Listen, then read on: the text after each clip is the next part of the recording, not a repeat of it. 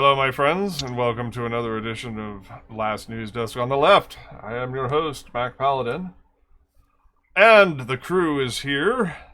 Adam?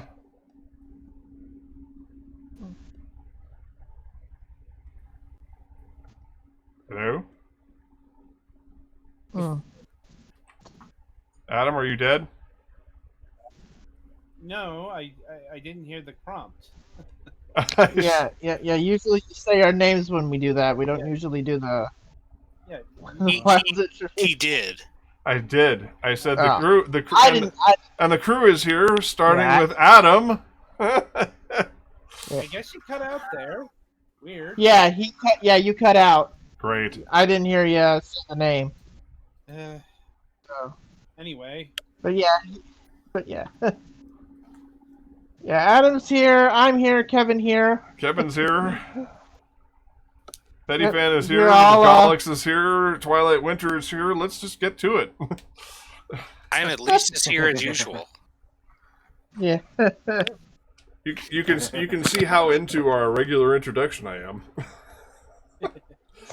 Yeah. Let me start off by saying that I have not slept more than 4.5 hours continuously for about 3 weeks now. Oh yeah, Pumpkin, that's right. And you've been banned from the bedroom too. You and all the other bastard cats.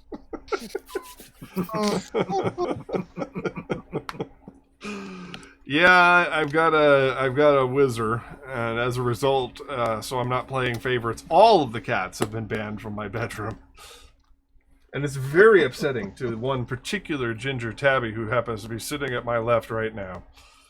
Well, you know what they say about banning cats from places. Oh, It's the fool's errand. you'd like to think that, I mean, yes, it's possible, but it's a lot of effort. indeed. Yeah, I was about to come out here and get the show started. I tried to take a nap. I managed to keep the cats out of the room for my nap, and then I was getting up, and I opened the door, and she literally had her face pressed in the joint between the door frame and the door, and was just waiting for me to open it. And she went, The jam, I think. the door jam, yes. So I had to play. First, she ran in my bathroom because I have the master bathroom. First, she ran in my bathroom. Then I went in there after her, and she jumped down off the shower stool and ran into the bedroom proper. And then I went in there, and then she ran back in the bathroom. Mm-hmm. And of course, lumbering giant that I am. So basically, my experience with the cats was a little bit like This Week in Politics. Running around chasing our asses. Yeah. Adam, why don't you start us off this week? all right. So I suppose the top story of the week, of the hour, of the day is the fucking COVID aid bill has finally fucking passed. Yay. Yeah, and is ready for Biden's signature Friday afternoon. I thought it was going to be tomorrow. Nah, he's apparently gonna. I guess he's going to sign it on Friday, and although he's going to talk about it a lot tomorrow night, because Biden's going to be doing a primetime address tomorrow night, as tomorrow was the 1-year anniversary of when the entire world shut down. Neat. Right. Because of course that was the day when the NBA had their positive tests and shut down. Tom Hanks and his wife got COVID positive in Australia, and then we found out that we have a president that didn't really care. This is my shocked And we face. already knew that. I'm shocked. This is my shocked face. Trump didn't care about something. Yeah, but Indeed. But yeah, tomorrow is the 1-year anniversary of that. Anyway, go ahead. So relating to the title of this week's show, most contentious part of passing the bill in the Senate That wasn't dropping the Fight for 15 part. Was what was it, Friday? I think. It was Friday afternoon. Yeah, when the bill was held up for several hours because the senior senator from West Virginia, Joe Manchin, decided he wanted to hold out for less money. Like, see what the situation. What happened was this. As we all remember, there was supposed to be a vote-a-rama, which is basically everybody could put up as many amendments as they want to try to build the bill up, right? And we were starting it about an hour earlier than what was expected because of, some maneuvers. And during the vote on the first amendment that was put forward, all of a sudden things started to slow down, and all of a sudden things were frozen, and people were like, what's going on? And then then all of a sudden it's like, Joe Manchin's wanting to hold the bill up because of the agreement that was reached over unemployment insurance. Specifically, what the situation was is that the Democrats and the moderate caucus, which included, by the way, Kyrsten Sinema, so Manchin was on an island on this, the moderates in the caucus had a deal with the White House over the UI issue, which indeed cut it down to $300, but added for all the way up to September, I think it was, or it was August, one of two, and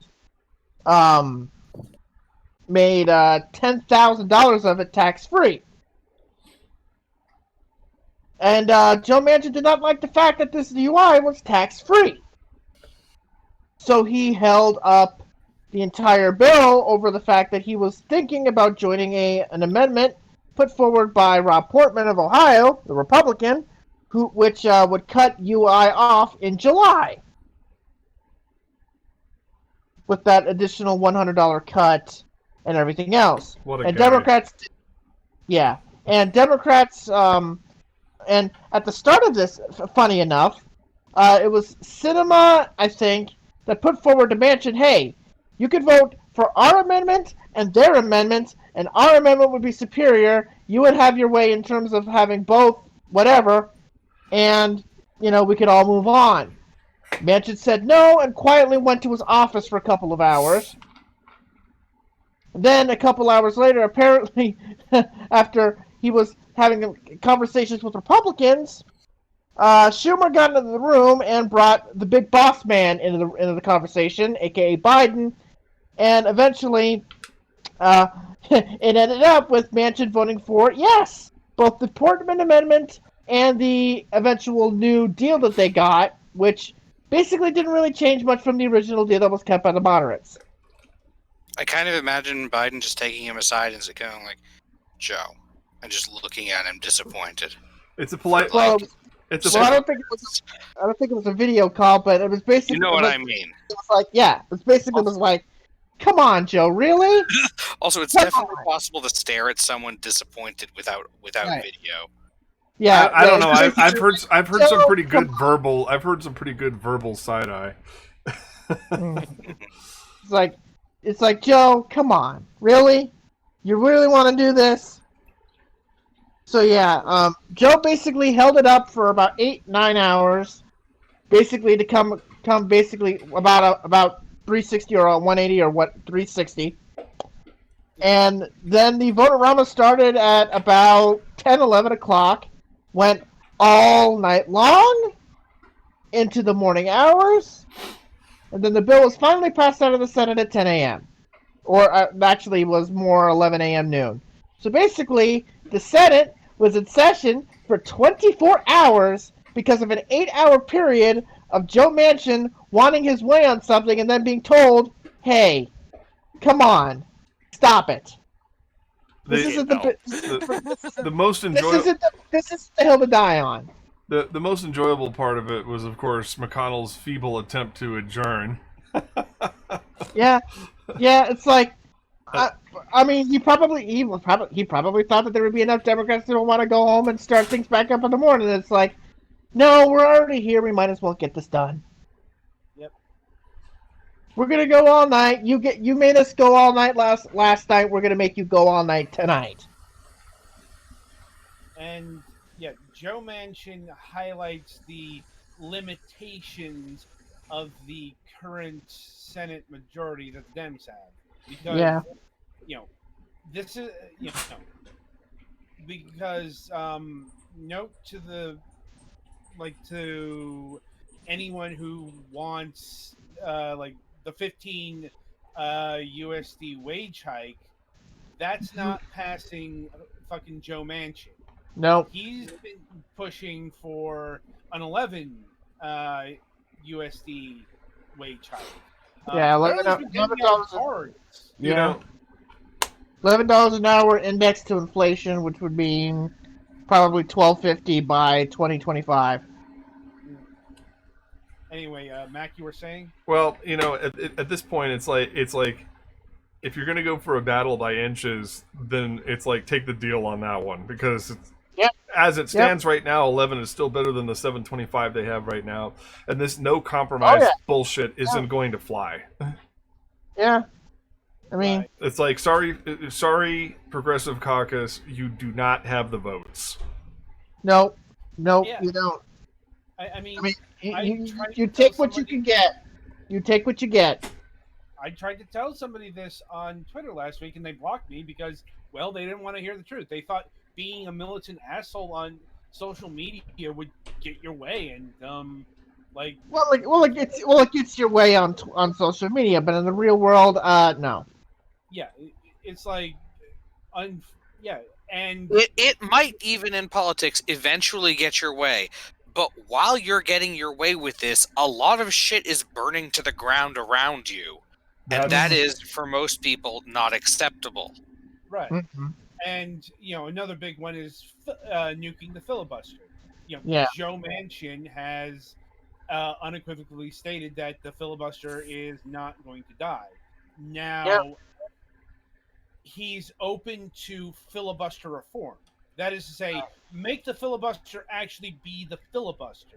Right. What he wants to do, what he wants to do is to keep the 60 vote threshold thing there, but he wants to focus on making it harder to sustain that filibuster, meaning like having a strikes rule. A strikes rule, kind of like Texas. Well, because right now, pretty much all you have to do is basically write a note that says, "If you do this, I intend to filibuster," and that basically counts. Right, but what Manchin has been floating is requiring 40 members of the minority on the floor, having the person who wants to do this filibuster talk incessantly, and basically to make it painful to sustain it, to the point that after it's exhausted, it would basically then pass by a majority vote. Right. What a filibuster is supposed to be. Right, exactly. Basically making it painful, impossible to sustain it, which would then lead it to a reconsideration of abusing it. Now, how tightly Joe Manchin holds on to this is, well, a big question, because there is a very aggressive agenda being put forth. Now, the next item on said agenda is going to be infrastructure. And once again, Joe Manchin has indicated that he will not go in for a reconciliation on this unless all other options have been explored. He wants Republicans in on this. And to that I say, well, get the Republicans to put up a serious proposal, and then we'll see. Right. Because what happened with COVID relief, and the reason why that not a single Republican voted for it, is because Joe Biden and everybody said to the Republicans, "All right, what do you have to offer? Give me your offer." Their offer was $600 billion versus $1.9 trillion that Biden and the Democrats put forward. that cannot be compromised unless you get up to $1.2 trillion.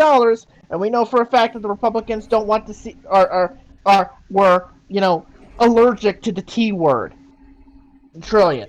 So Okay, let's it be was not a really, serious proposal. Yeah. It was not a serious proposal. There was no chance in hell that they were going to move up at or above $1 trillion. So Biden said to that, okay, that's it. Reconciliation, let's go. right. So Republicans need to put forward a serious proposal here, or we're going to do reconciliation again, and Joe Manchin can bitch and moan however loud he wants to, but eventually he's going to come home. That's what we saw with this. And that gets into what the Manchin cycle is. Right. Right. This particular meme. Right. The Joe Manchin cycle is, he will voice support against or criticize the Dem position on things, and eventually he'll come around. Right. Truncate. Right. I'm like, and that's not exactly true given like the most recent episode. Mm-hmm. But so the real fight over the filibuster is generally going to be considered over voting rights. Right. Like, we don't know exactly when that's going to be taken up. Like, right. Once again, there's a lot of things on the table. Right. If I were happen to guess, it would probably be in the front half of next year. Because I think the rest of this year is going to be the two I's, infrastructure and immigration. And then voting rights would be at the start of 2022. That would be my guess.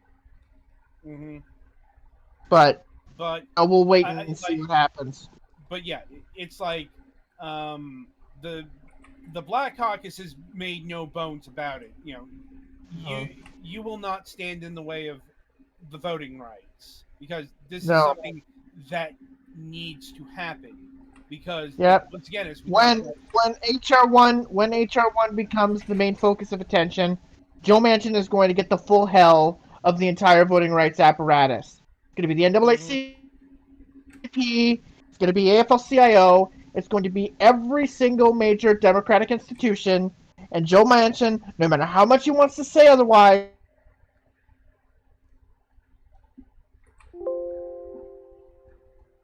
racist. And I'm sorry to say that, but he's going to. For good cause, because the Republicans in the states, a lot of states are making no bones about what they want to do to voting. Like, right. They're not even really putting up pretenses anymore. They are just,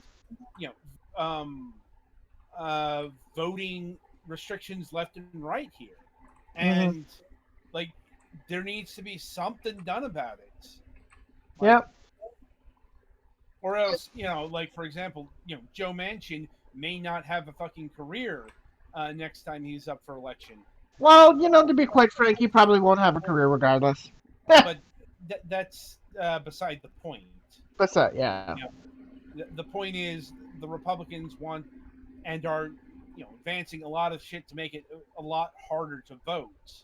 Yeah, specifically for black people and brown people and people of color. So, not to mention, there is the other danger in the fucking Supreme Court, where they are trying to get what's left of the Voting Rights Act to hold. So it's like, he can talk about wanting to uphold the filibuster and all this stuff, but when rubber inevitably hits the road, he's going to be put on the spotlight, and I don't think he really, and he may like it now, he may think it's funny now, but when it gets to the point when black and brown lives are at stake, well, I don't think that's going to be happy for him for long. Nor should it be. And as we've seen, if Joe Biden gets on the phone with Joe Manchin, things are going to change real quick. Yeah, because if Joe Biden tells Joe Manchin, I ain't playing games anymore. Yeah, because Joe Biden knows that he needs the the Black Caucus behind him. Yes. Among other non-white votes. So He's Yeah. very keenly aware of who brought him to the dance. Let's say.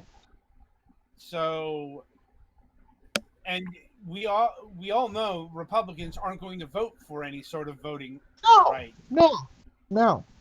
You know, They think we have too many rights already. They want to fix that. Yeah. Yeah. It's like, you look, joke. no. that is not a joke. Like It's not that a joke. is- No. that is the fucking reality we are Yes, seeing it is. right now. Like, Yes, it is. Yes, it is. Florida just advanced the thing to eliminate drop boxes. Yeah. All sorts of this kind of shit's going on. Yeah. So something needs to be done Yeah. legislatively. Yeah. Because the fucking Supreme Court's not going to help. Yeah. So, yeah, Joe Manchin's going to be put into a box, and if he wants to be all hillbilly, friggin', hillbilly hick, racist, dog whistle guy, he can do that, but it will not look good on him. Because there is a limit to how much you can play I'm the one member of this team that without whom it will fail. There's a number of times you can play that card before people stop considering you to be on their team. Right, and specifically in this situation, if Joe Manchin continues to blow the dog whistle, eventually some of the people who even understand the situation will go, "Yeah, you need to knock it off," right? Mm-hmm. With cause, and it's like, so he's gonna be put into a spotlight when that moment comes, and he's not ready for that. So, speaking of racism, over What a over segue. across the pond. Yeah, Well, it's a good segue though. It's a I good like segue it. though. I like it. It was just funny. Go ahead. yeah. Anyway, Smooth. Yeah. Yes. Anyway, Smooth across the like pond, Patron. and I guess. Yes. Anyway, so in case you missed it on Sunday, although if you did miss it, I'd be impressed since it's all over the fucking place. 17 I million put intentional effort into missing it and still didn't miss it entirely. No, I am the person who actually was guaranteed to be watching that. I made it a point to watch that because, yeah, this is kind of my thing. Yeah, so why don't you lead us into what's going on here? Oh, righty, I am not just your political correspondent tonight, I'm also your royal correspondent tonight. I mean, is there? That's still politics. Well, as we've now learned, so in case you all, unless you've lived under a rock, which you probably don't, it was last Sunday where the one and only Miss Oprah Winfrey had a 2-hour conversation with Meghan Markle and Prince Harry, aka the child that has completely thrown the royal family into turmoil. Or, well, both of them have, really. In that interview, Meghan Markle revealed that, first of all,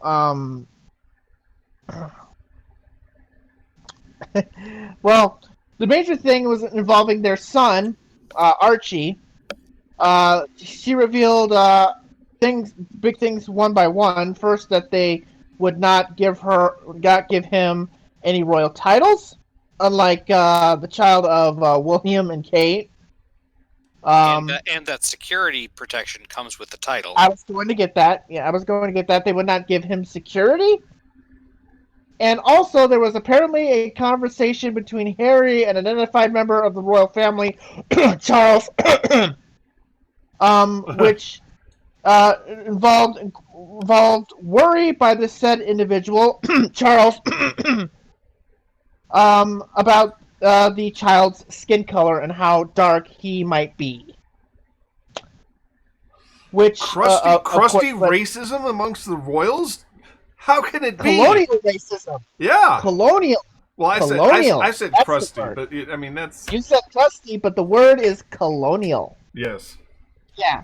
And there were other revelations too, such as Meghan Markle, after marrying into the royal family, apparently had to surrender her passport, driver's license, and keys.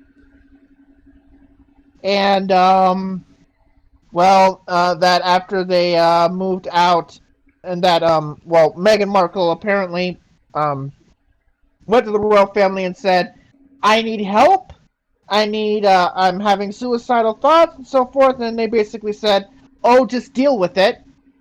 Well, I mean, this is the stiff upper lip country. I was going to say something along those lines. And this is also a similar situation to what happened with Princess Diana back in the 1980s, so it's a rerun with racism attached. Which Sounds is fun. about right. Yes. And when they flew For to more- North America, both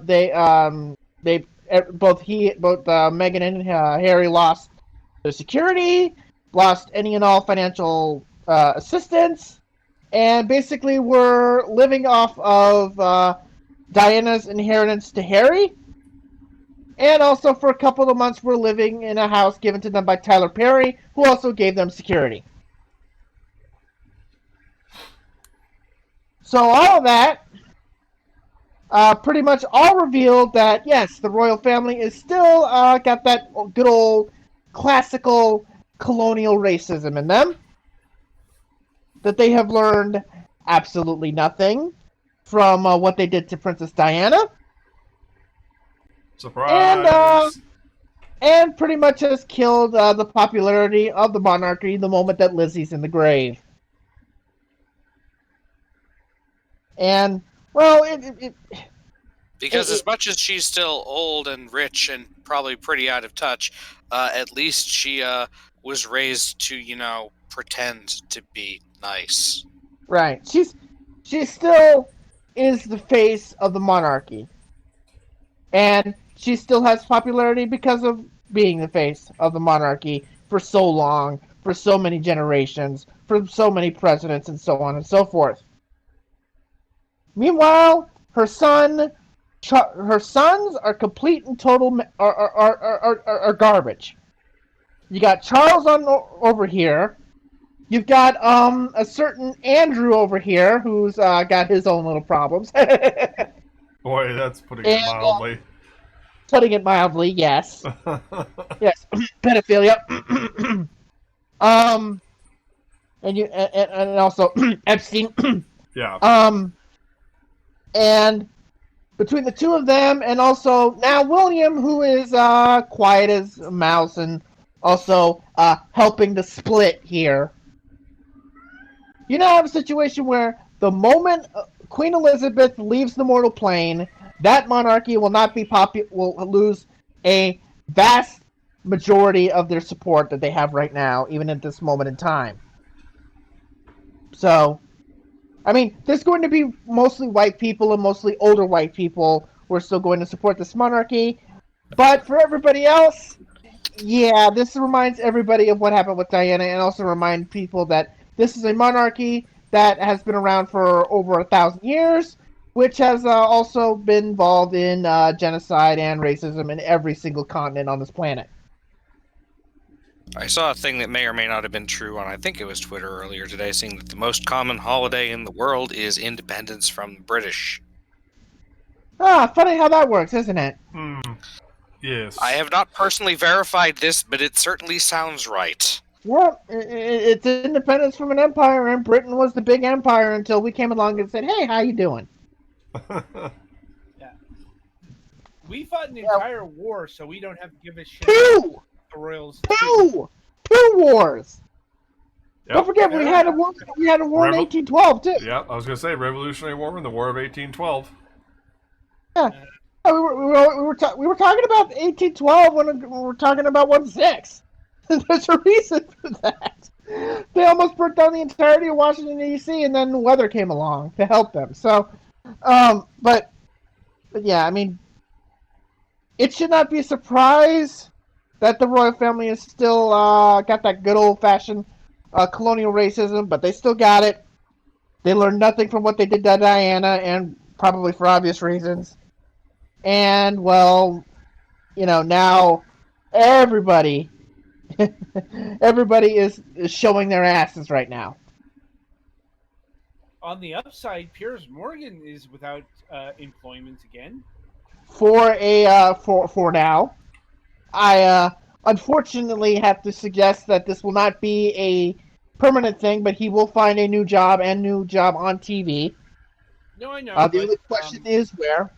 In the meantime, I can enjoy the fact that he doesn't have a job on television Yeah. anymore. So Yeah.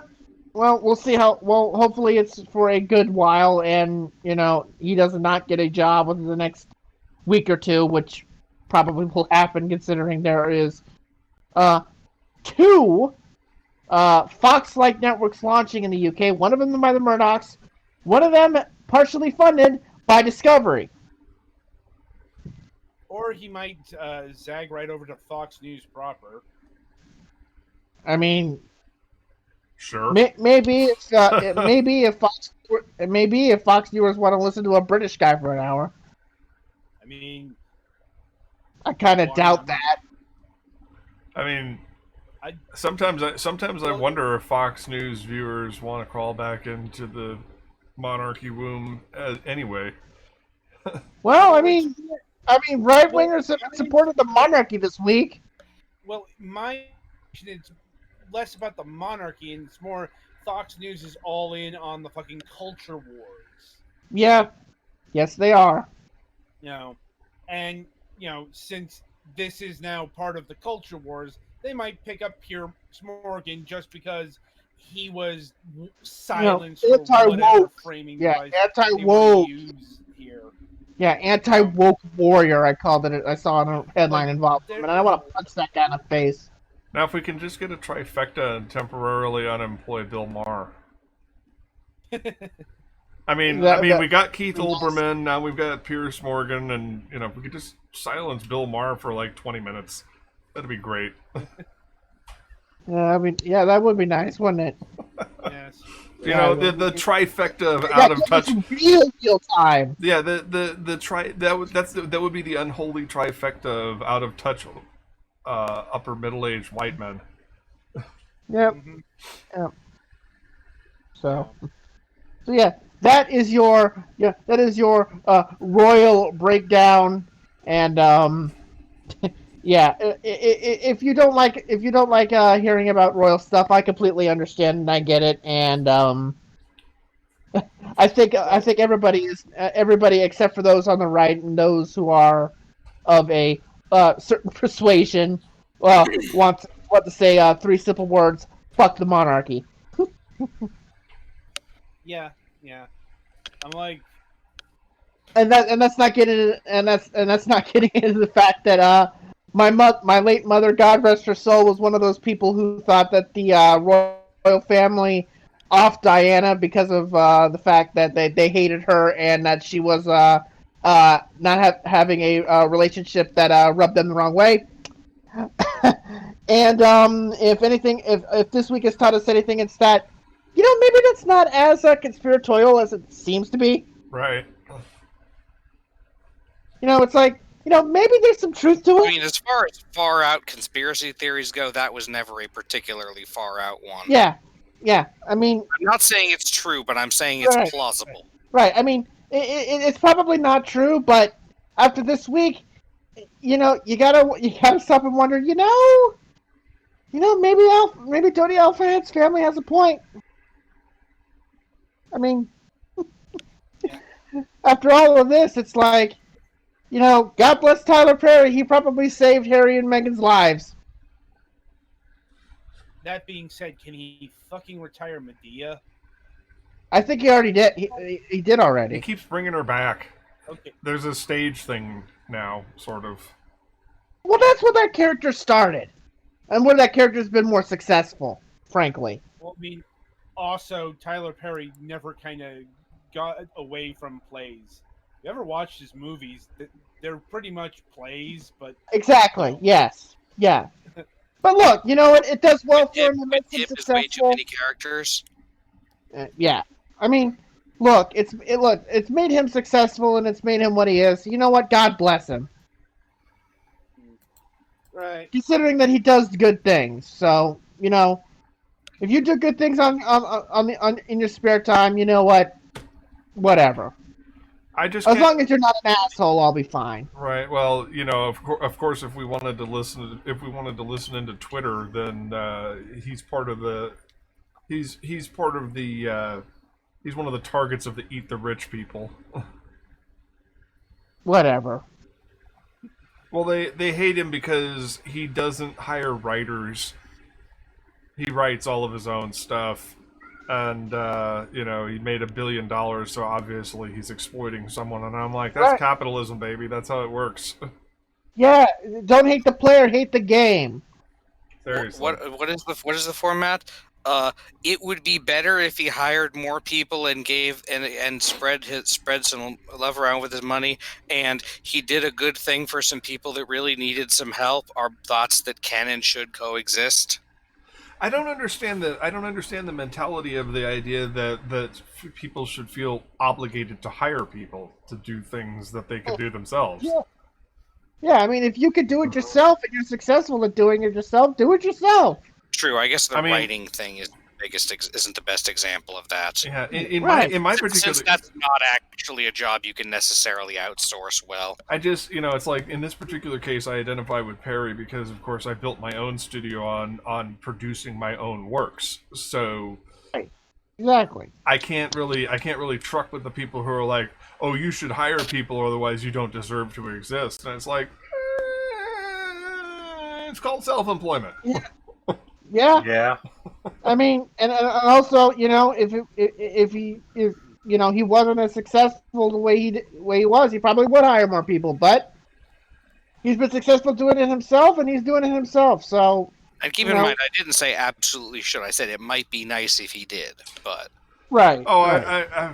I have nothing further to say on that subject. It was just I just always thought it was interesting. It's just he came up and it touched on something that is a touchstone of my own works. So Yeah. you know, it's So- just, and I'm like, boy, you mean you haven't hired writers to write all of your Starship Moonhawk spin-offs and sequels? You're not going to have a massive Starship Moonhawk extended universe that you paid for? I'm stabbing you through the internet right now. You couldn't see the look of disdain on my face because we're not doing this show video. I could sense it. Yeah, you could feel it. Like you there's like a vibe coming through the microphone, isn't there? Mhm. I don't know. I don't know. Yeah, you probably had a look that would kill 5 times over.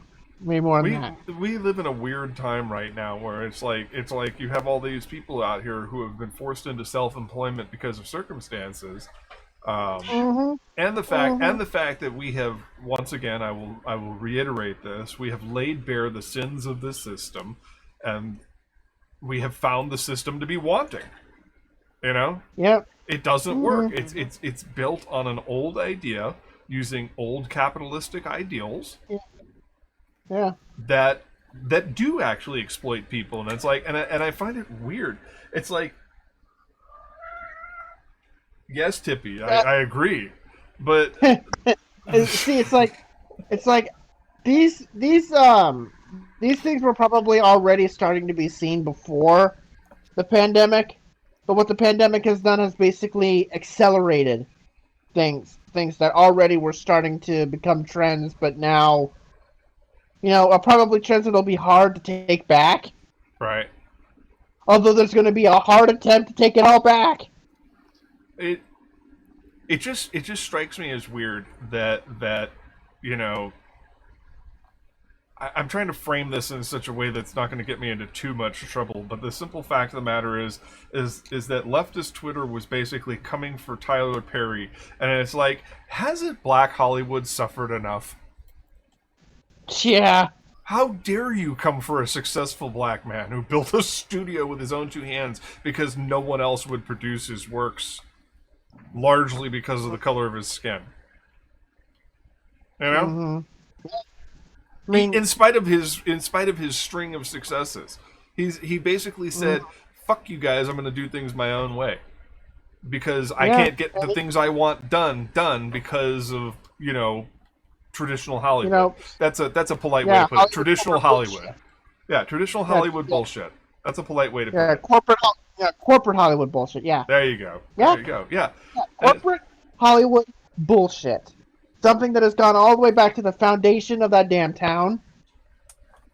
And my favorite thing is, hashtag Hollywood is not really liberal, because if it was liberal, you would not have situations such as this where black and brown and other races, Asian, creative talent of color have to literally fight their way to get their projects on the screen. Yeah. Because, as we've seen when, artistic talent of color actually do get their projects on screen, guess what? It makes a boatload of money. Yep. Because people actually see themselves on the screen in a way that is not horrendously stereotypical or worse. So that's why Tyler Perry, creating a studio and creating an entire pretty much business empire all on his own. There should be more of that, and less of stereotypical garbage where you have movies set in certain settings where the people who should be the majority population are in the background as furniture. We know the world could do with less of pure flicks. Yes, exactly. Yes. Stuff like that. Wow. I'm just gobsmacked just at this at leftist Twitter, because it is leftist Twitter that is coming for him. Yes, it is. And it's like, Should we call it leftist Twitter, or should we call it Rose Twitter? Whatever you want to call it. right, whatever the appropriate term is for it. Whatever the appropriate term is for it. Whatever the appropriate term is for it. And it's like, and I don't want to denigrate. I don't want to make a show that's dedicated to denigrating our friends on the far left. But at the same time, it's like, it's hard to be friends with people who loathe everything. Man. This is why I continually go off on them. If it's not that, then it's their complete lack of nuance, actual rationale to get stuff done. Like, right. Having, wanting things and such is fine, but, if you can't get it done, then it's just a mere fantasy. Right. Yep. And it's not even like, I'm not against $15 per hour or whatever. It's just, the political situation didn't allow for it.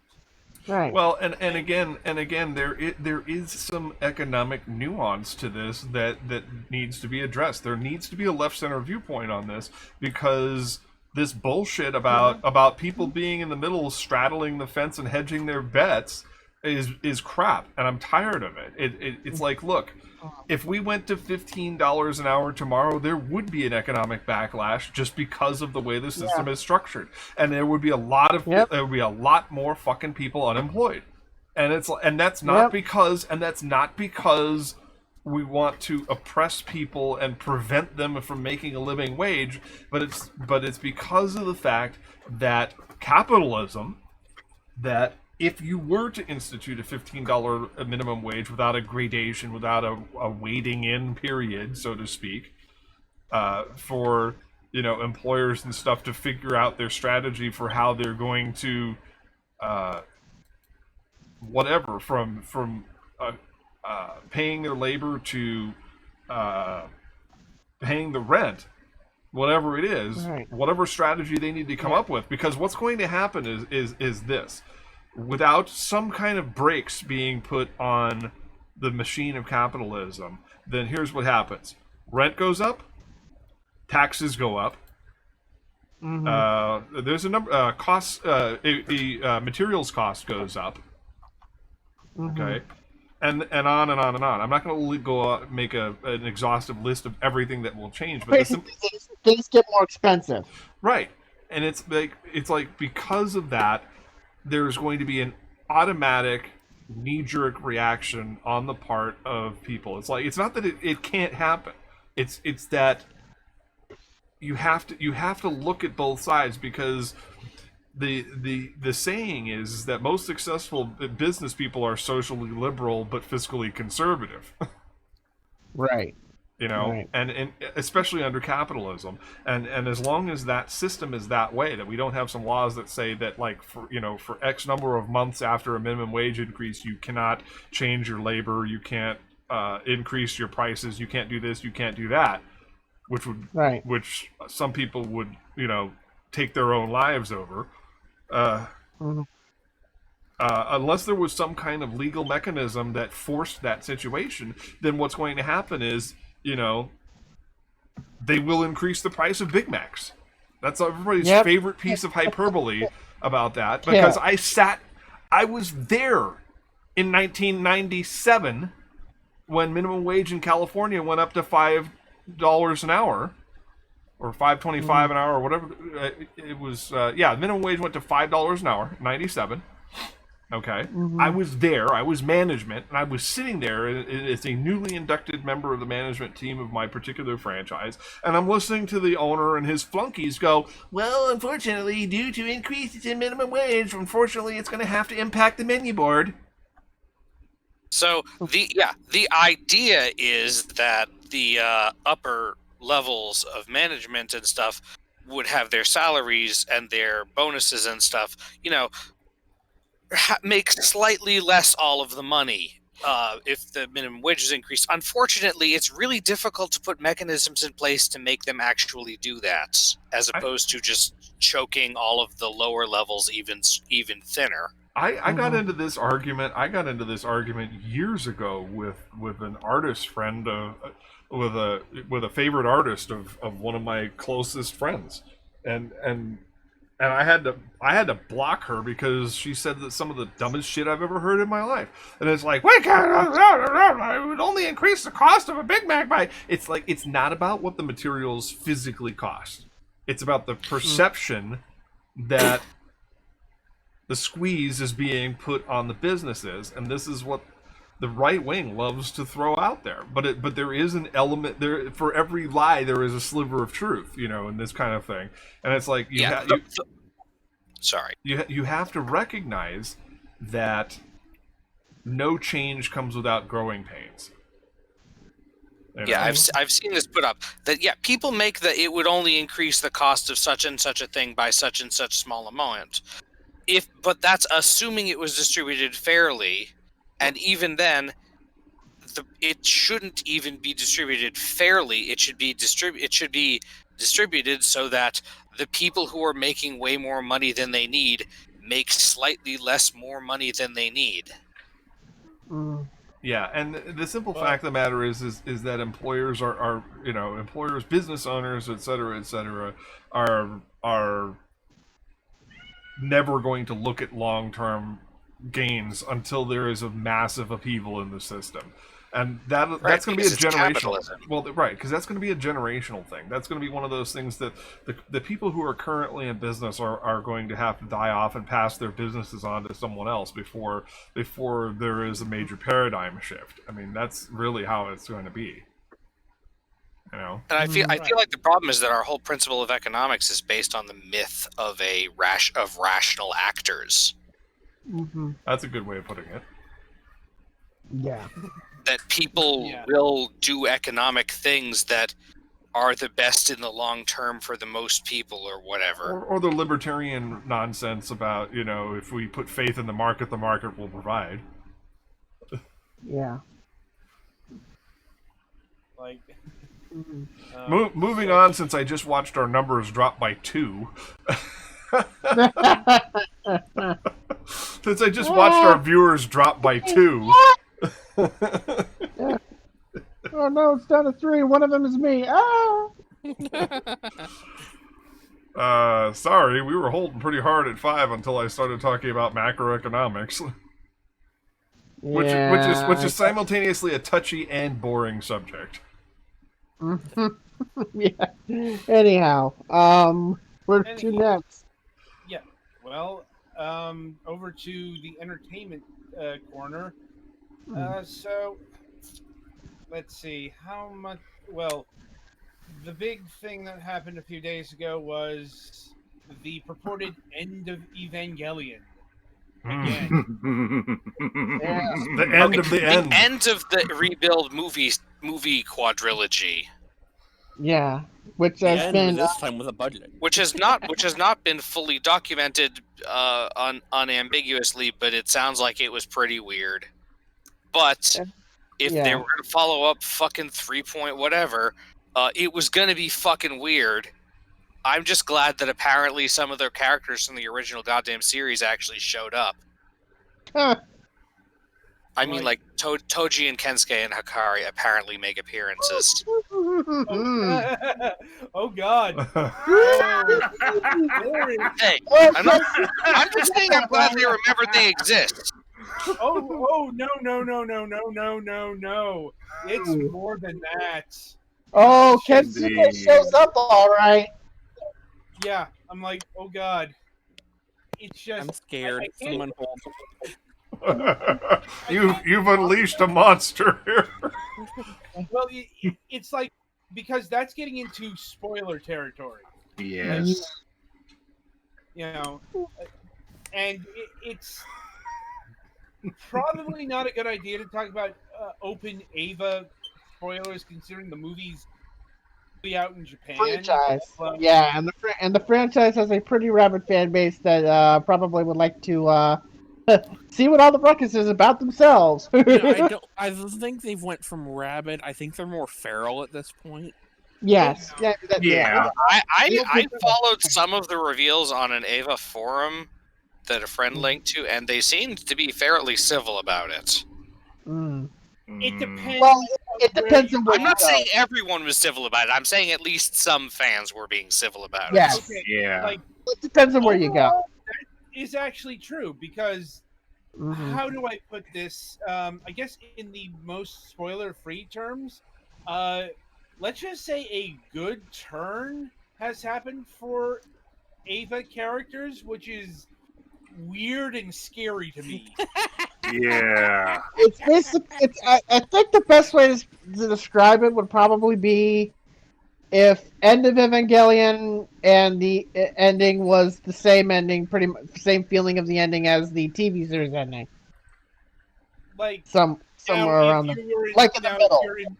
Now, if you're invested in the shipping wars, Oh God, Oh God. it's Naruto all over If again. you're invested in the shipping wars, if reports are true, you should not be fucking surprised. and Or- yet here we are. Yeah, you should God. be surprised, but you should be The upset. meltdowns.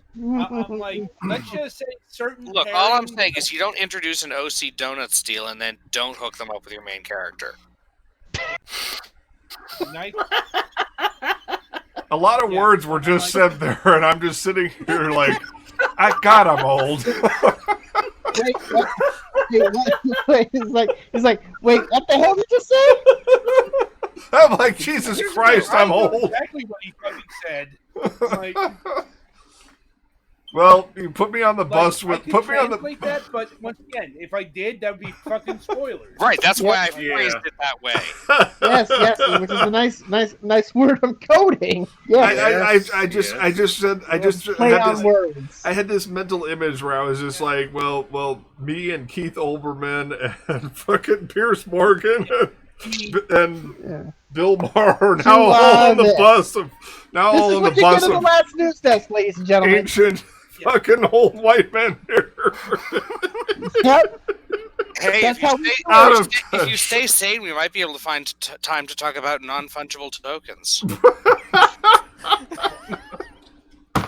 Wait, was that supposed to be a reward or punishment? I'm not even sure. I think I heard Max have a stroke. Anyway, This is how things can go here, folks. yeah. I'm Anyway, officially I guess I'm the officially meltdown on the happened- bus. I'm on the midnight train to Zamunda. We did it. We won. We broke back. We can And go yes, home, and everybody. yes, I have seen Coming to Number America. But going, oh my god, I couldn't believe that. That is the most imperial thing I've ever seen in my life. Was appropriating all of that Motown music for that movie.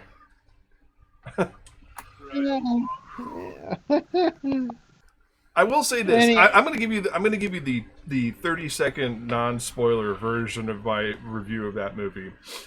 It was cute. It was nowhere near as good as the original. Obviously, several people were missing because they're dead, but it was cute. Sorry, the snork was from that. Yes, that's a good reason for not being in a movie. Yeah, a lot of the people who were mad and Sorry, I saying, missed the casting call. I was dead at the time. yeah, it's like a lot of the people who were absolutely railing against this film. It's like, you know, I guess the real argument is any sequel really necessary? Sometimes, usually when I made an audible shrug there. You know, it's like, is any sequel truly necessary? Is any sequel truly good? Well, I would argue Star Trek II: The Wrath of Khan is quite possibly the greatest movie ever made. However, definitely, and I had to clap somebody on Quora earlier yesterday because they put. Somebody posited the question, you know, how did fans at the time generally feel about Star Trek the Motion Picture? And that's a longer conversation than I really care to have in this broadcast, but I responded by telling them it is quite possibly even more polarizing of an event than Star Trek Discovery. Because Star Trek the Motion Picture was not universally beloved. By any stretch of the imagination. The visual retcons, the Gene Roddenberry half-ass explanation about, well, that's how the Klingons always would have looked if we had the money. I mean, it's just, you know, there's a lot of things that happened in that film that everybody went, what? You know? And that's kind of where we are with Coming to America. This is Coming to America with a numeral 2, yes? Yes. Yes. So let's keep the context flowing here, so that way I don't have to keep saying that with air quotes that people can't see. No, I was just double checking that because I think I missed part of the lead-in. No, but I mean, as Yeah. far as sequels, as far as quote unquote unnecessary sequels go, I mean, it was cute. It was entertaining. I find it a little weird that one of the premises at the end of the first movie was that, you know, Akeem was going to change Zamunda and bring it into the 21st century, and then 30 years on, he didn't. And we're still dealing with several of the issues that sparked the original journey. Mm-hmm. That is More to life than intended. that is a trick of bad writing, is what that is there. That's we need to manufacture a conflict for a film that we were reluctant to make. As opposed to, oops, we can't think of a conflict, just do the same one again. Yeah, Which is what... basically, that's what it really boils down to. But it was cute. It was enjoyable. It you know, like I say with so many sequels to comedy films, you know, had Robin Williams survived and they made Mrs. Doubtfire 2, I guarantee you it would have been a fucking train wreck. Probably, yeah. Assuming that you don't take your brain out of its box and leave it at the door when you go to the theater. Because that's what you have to do. Sometimes you don't. Yeah, which is what you got to do with sequels like this. Yes. And now that I've thoroughly co-opted this entire discussion, but it was prescient because this movie did come out in the time between our episodes here, so you know, it wasn't totally off topic. Yeah, it was relevant. Anyway, That said, I highly recommend everybody. Speaking of weird things that people are somewhat ambivalent about, I highly recommend you go and see WandaVision immediately. If you have Disney Plus, go watch that. You'll need it because of what's going to happen in the Falcon and the Winter Soldier. I think the last Marvel movie I saw was Avengers. You know, what I have to say about WandaVision is that I do agree with Twitter on this one, and that is that it is basically a 3.5-hour movie broken into 10 parts. So it's a Just fine. not a streaming show.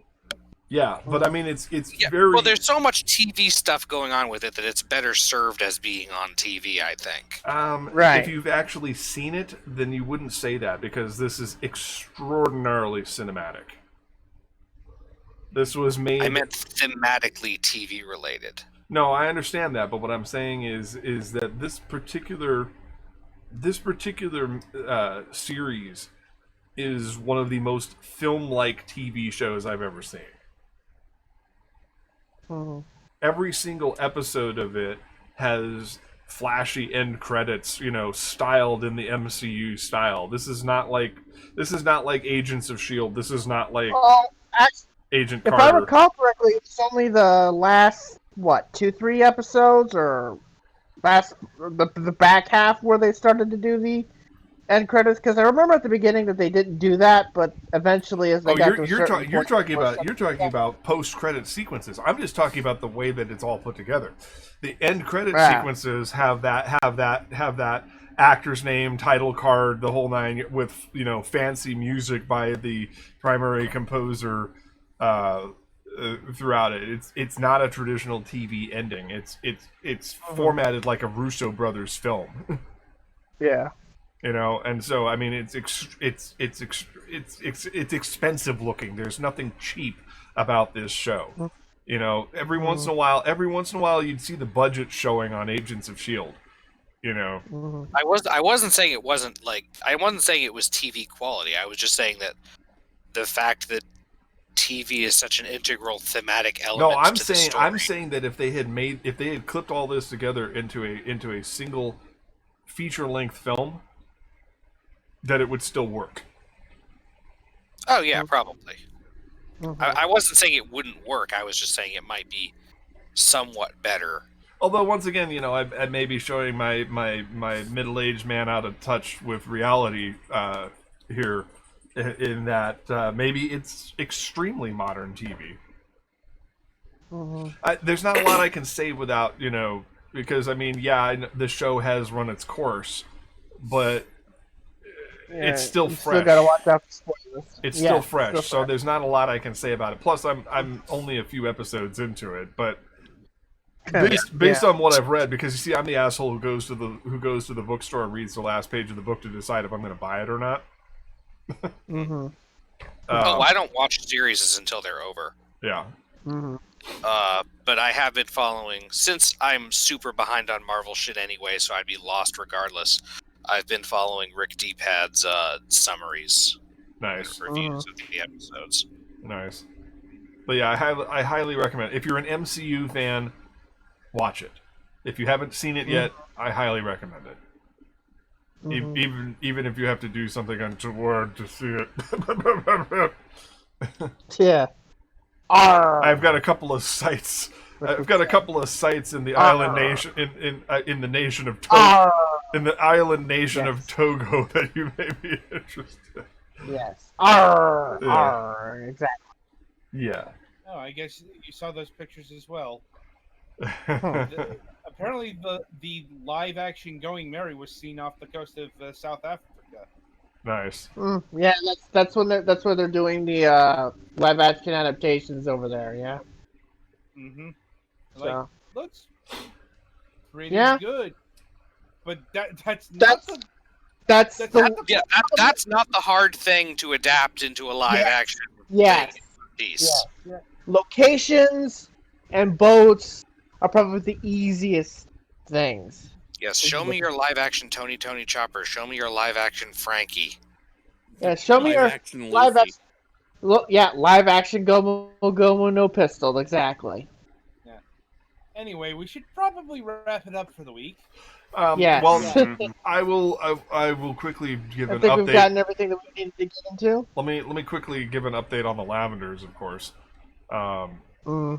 we have entered into production on Act 3, the segment of the series that was never produced in comic form. This is pretty much where we left off in 2018 when we last updated the series. So this is interesting because Kira has been working on sketching out the scenes that we storyboarded. The 8th episode, it looks like it's going to be 10, maybe 11 episodes tops for the remainder, so to round out the first season of the show, which is actually good because once again, with streaming services going the way that they're going, a 10, 11, 12, 13 episode season is not uncommon. But the way we're going to structure this is that we are creating completely original shots in 1080p, and so this is art no one anywhere has ever seen before, and we're trying to go on a 2 to 3 week cycle for the remaining episodes. So once we get it storyboarded out, we'll figure out exactly how many episodes are left, but it's looking like there's going to be 3. If you count the one we're currently working on, and so they'll be a little bit better length, a little more consistent, and it's very, and I think it's very exciting stuff. So, but these will actually be formatted for quote unquote television, and this will be the first time anyone anywhere has ever seen any of these sequences. So we're pretty excited about that. I am waiting for some dialogue from one final actor. I rattled her tree earlier today. So, but everything is going along pretty well at this point. Kira and I actually filled in using voice modulation quite a few voices that we did not have actors for.